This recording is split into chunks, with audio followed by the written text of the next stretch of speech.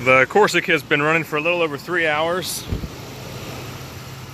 About an hour and a half last night and a little over 2 hours today, because I'm flushing the coolant system out since it was full of lizards and snails and all that kind of crap. So we're gonna go take it into the front and get this stuff flushed out here.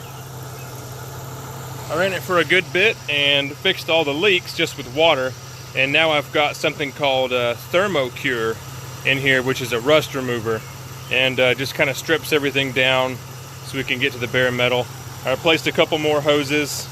There was a plug I made at some point down inside there. I removed the plug since we got everything running and installed a barb so I could run a coolant hose over to here. So if you don't have that coolant outlet pipe connected to the back of the engine, you cannot bleed air pockets. So that has to be done. The pipes that were there before were all rusted out, so that's why they're gone in the first place. Little sensor on the bottom of the engine is messed up.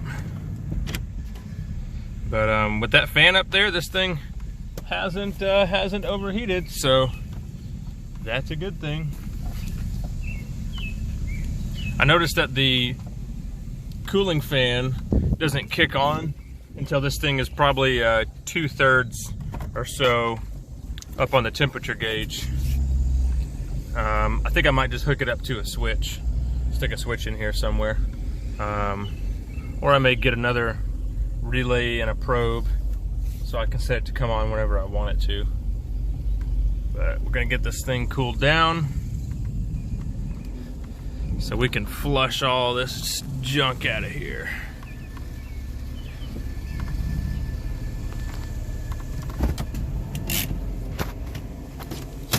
Gotta delete these dang automatic locks or I pinned the butt.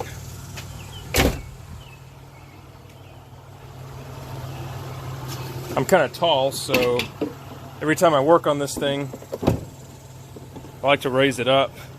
And these ramps are the easiest thing to use. It just kills my back trying to bend down and work on these short cars all day.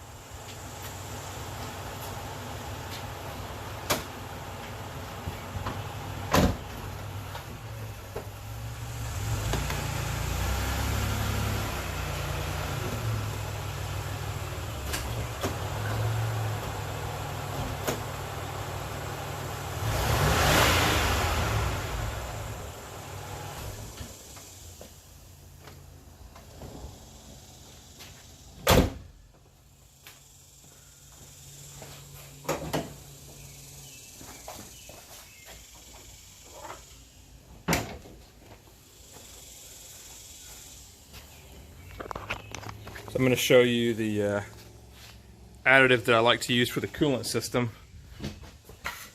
It is the best thing that I've found so far, and I've tried a lot of different stuff.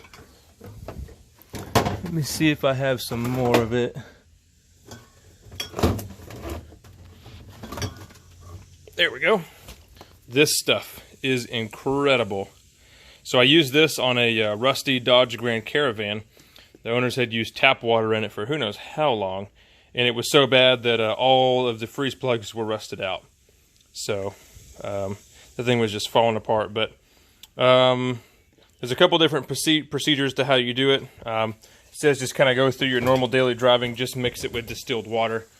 So since I'm not daily driving this thing, I just let it run for quite a while, probably closer to 4 hours, to really flush everything through. And once this cools down, we'll open it up and I'll get a video of all the nastiness coming out. I can tell you I flushed this coolant system really well.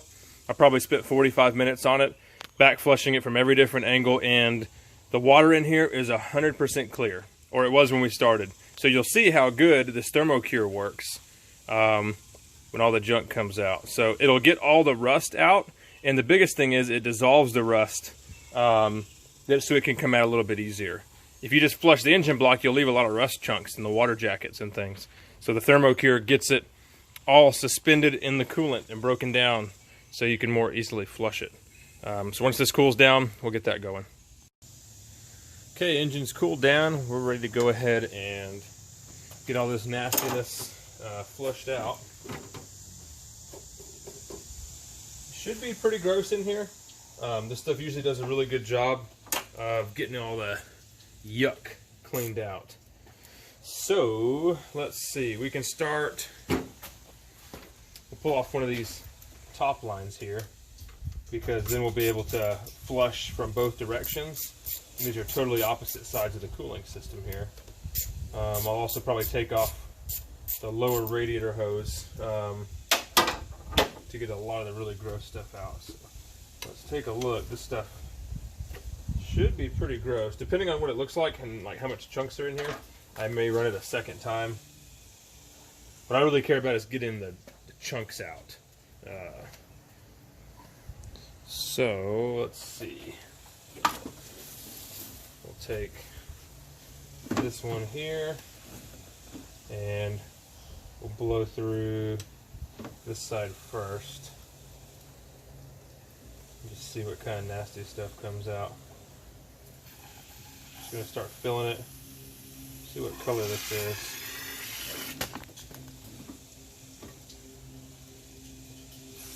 Kind of hold it because I want you guys to see what color comes out of here. It's not gonna be green.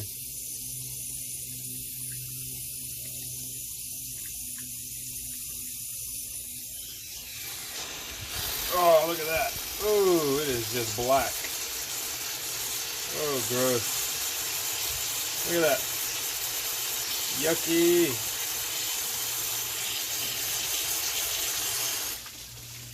Man, that is wild. That's pretty gross. Let's get this angled in a direction where it's not going to make a huge mess on everything.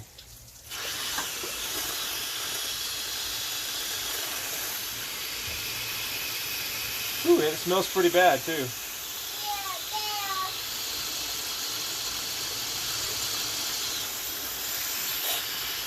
We got more coming out over there.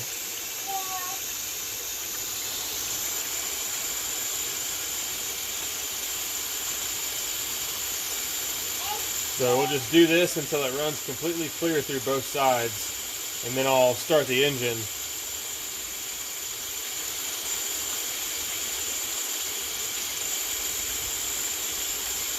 Alright, so as this hose is looking clear, and the reservoir still pretty nasty.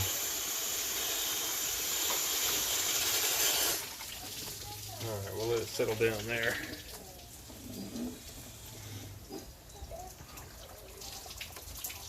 I'm going to blow it out from this side now.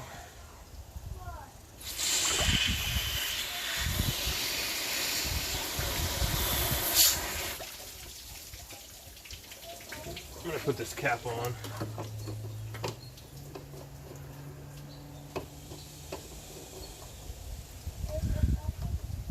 Okay.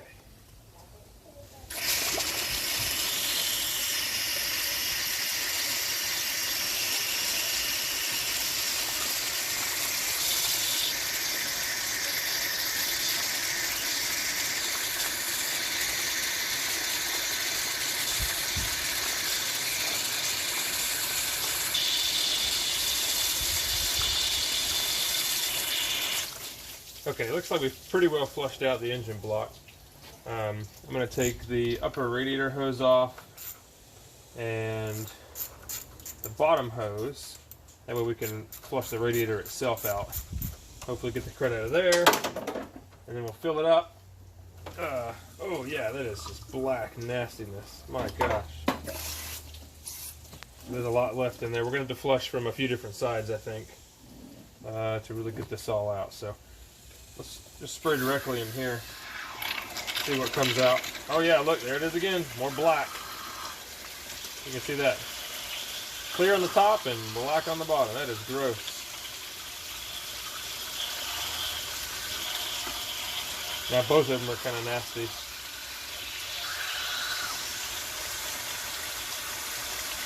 And it's still gross. It's probably going to take a while flushing back and forth to get all this stuff out of here.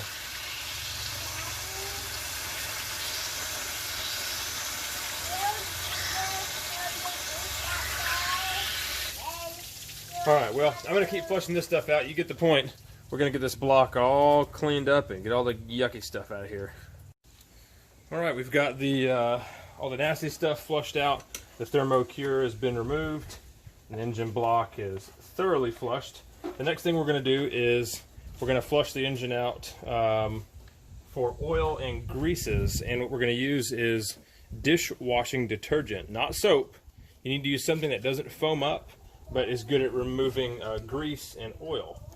So I like to get about two Tide Pods worth or so, and mix it in really good with hot water.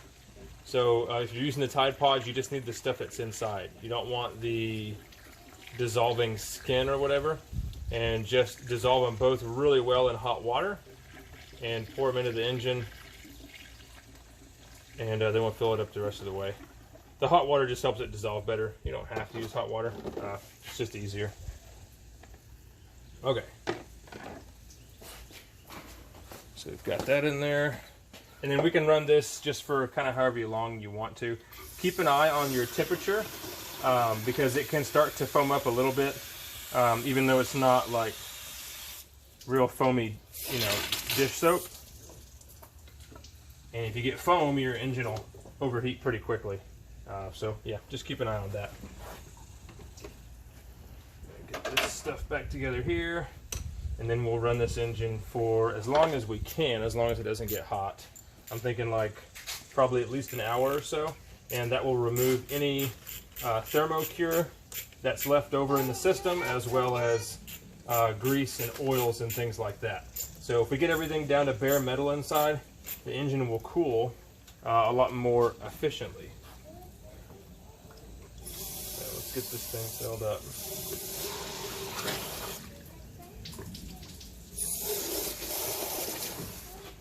I think I'm going to fill this jug and then fill the reservoir.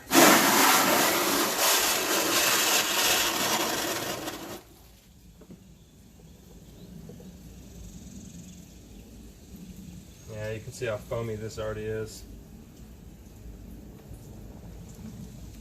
Just going to have to keep an eye on it for a little bit, at least, at first. Make sure it's not overheating. Spot to set this. Alright, let's crank it up.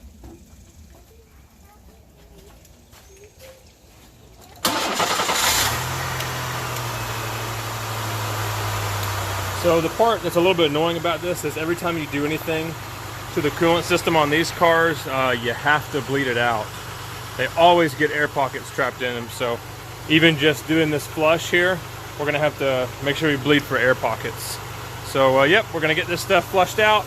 This will be the final flush before we can actually add coolant, and then we're going to start doing some work, some more preventative stuff. Going to go ahead and do a transmission service, and then start with suspension, steering, and brakes.